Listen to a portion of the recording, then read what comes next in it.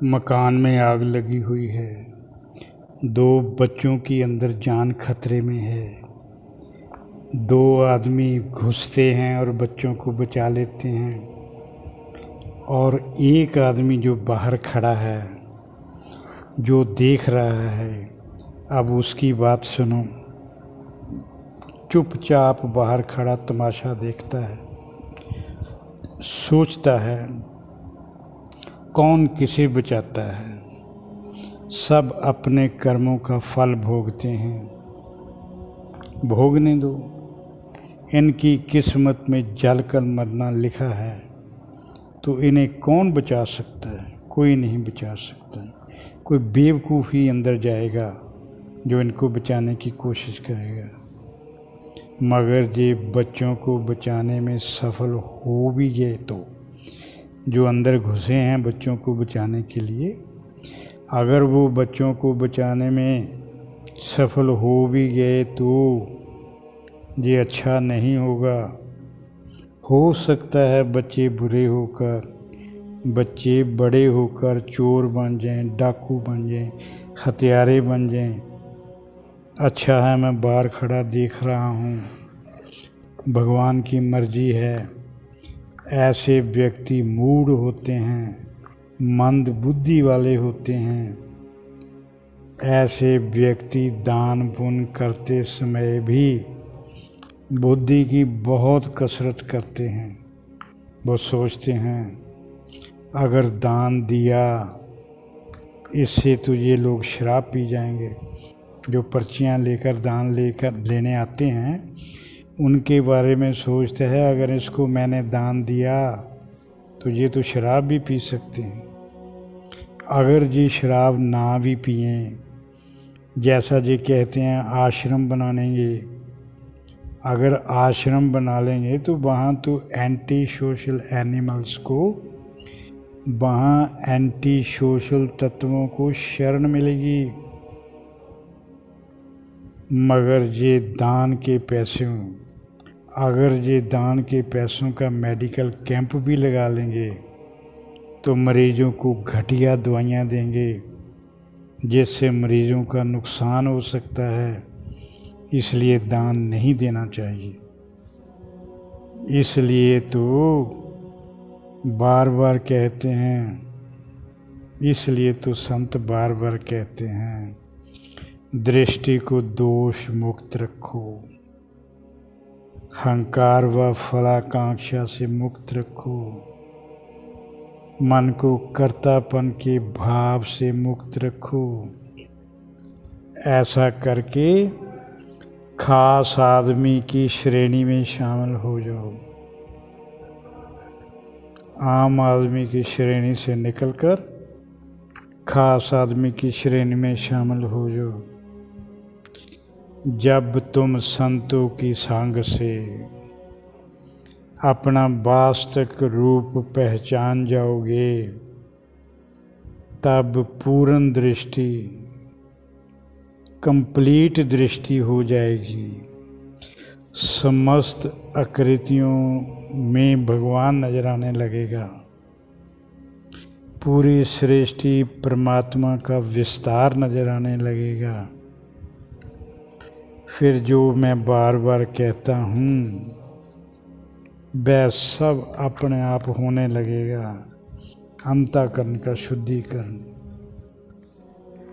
खालसा की यात्रा पर कदम आगे बढ़ने शुरू हो जाएंगे। आपको कुछ करना नहीं पड़ेगा। फिर अपने आप बाहरी सहारे छूट जाएंगे। समझ में आ जाएगा कि बाहरी सहारे तो चाहिए, बाहरी सहारे तो उन्हें चाहिए जो बेसहारा हैं। मेरे भीतर तो परमात्मा वास कर रहे हैं। मुझे हमेशा परमात्मा का सहारा है। परमात्मा मुझे सहारा दे रहे हैं। फिर पूरी तरह विश्वास हो जाता है, प्रभु तो जन्म से पहले, अब और मरने के बाद भी साथ रहेंगे। मुझे हमेशा से उन्हीं का सहारा था। मुझे सदा से प्रभु का सहारा था। प्रभु कभी भी मुझे बेसहारा नहीं छोड़ सकते, ना ही अब तक छोड़ा है। सदा मेरे साथ थे। जब से बड़े सहारों का ज्ञान हो जाएगा, जब सबसे बड़े सहारे का ज्ञान हो जाएगा, तब छोटे व टूटने वाले सहारों की ज़रूरत नहीं रहेगी। तब पद, प्रतिष्ठा, घर गृहस्थी का बंधन अपने आप टूट जाएगा। पूरी तरह बंधन मुक्त हो जाओगे। तब समझ जाओगे, तब समझ में आएगा गृहस्थ तो कभी बंधन था ही नहीं, और ना ही बंधन का कारण था। केवल मन को बंधन व कामनाओं से मुक्त करने की जरूरत थी। ऐसी अवस्था में खास आदमी ही जाते हैं। आम आदमी ऐसी मानसिक अवस्था पर नहीं पहुंच सकते, कभी नहीं पहुंच सकते। ऐसी अवस्था में खास आदमी पूरी तरह स्वतंत्र हो जाते हैं, बंधन मुक्त हो जाते हैं, भार मुक्त हो जाते हैं, और अपनी मर्जी खत्म हो जाती है। प्रभु की मर्जी अनुसार जीना आ जाता है। जब अपनी मर्जी कोई नहीं रहेगी, सब प्रभु के आश्रय, तब असली जीना आता है। तब असली टेंशन फ्री होती है। तब मन बेचैनी मुक्त रिलैक्स रहता है। मन चाही खत्म हो जाती है, प्रभु चाही शुरू हो जाती है। वो प्रभु की मर्जी में जीते हैं, प्रभु के पानी में जीते हैं, और पूरी तरह सबर संतोष से जीते हैं। लेश मात्र भी लोभ उनके मन में नहीं होता। सब प्रकार का विरोध खत्म। समाज से भी कोई विरोध नहीं करते। मन से, अंतःकरण से सब प्रकार की चॉइस खत्म। जीवन से सब प्रकार का संघर्ष खत्म। फिर आनंद पूर्वक जीवन जीने की कला आ जाती है। जीवन से सब प्रकार की अशांति, बेचैनी, डर खत्म हो जाते हैं, और क्या रह जाता है? रह जाता है केवल परम आनंद, शाश्वत आनंद। मन की चंचलता खत्म, और बाकी बचता है केवल परमात्मा। केवल परमात्मा। केवल परमात्मा इसलिए बोला कि बाहरी संसार खत्म हो जाने से मन के भीतर की कामनाएं, वासनाएं, उपेक्षाएं अपने आप खत्म हो जाती हैं। अज्ञान खत्म हो जाता है। ज्ञान की अखंड ज्योत हमेशा अंतःकरण में जलती रहती है। अज्ञान की संसारिक यात्रा खत्म। ज्ञान की अमृतमयी यात्रा शुरू हो जाती है। मगर ये कमाल होगा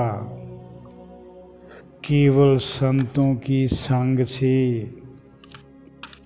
संतों का संग तो आप हमेशा से करते हो, मगर मैं बात करता हूँ ब्रह्म ज्ञानी संतों की, ब्रह्मनिष्ठ संतों की, जिनको सही मानों में संत कहा जा सकता है।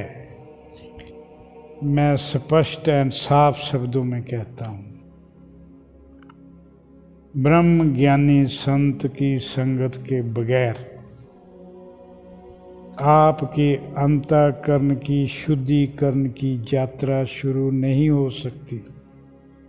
जितना मर्जी आप जोर ला लो, जितने मर्जी धार्मिक ग्रंथ को पढ़ लो, धार्मिक ग्रंथों पर प्रवचन सुन लो, बात नहीं बनेगी, नहीं बनेगी, नहीं बनेगी। बात केवल तब बनेगी जब आपकी जिंदगी में ब्रह्म ज्ञानी ब्रह्मनिष्ठ संत आएगा और आपका उस संत के प्रति अनकंडीशनल समर्पण, बेपनाह श्रद्धा, संत के प्रति समर्पण और श्रद्धा बेहद जरूरी है। फिर समझो दिन फिरने शुरू हो जाएंगे, अंतःकरण की यात्रा शुरू हो जाएगी और धीरे धीरे आध्यात्मिक यात्रा की ओर बढ़ने लग जाओगे। ओम।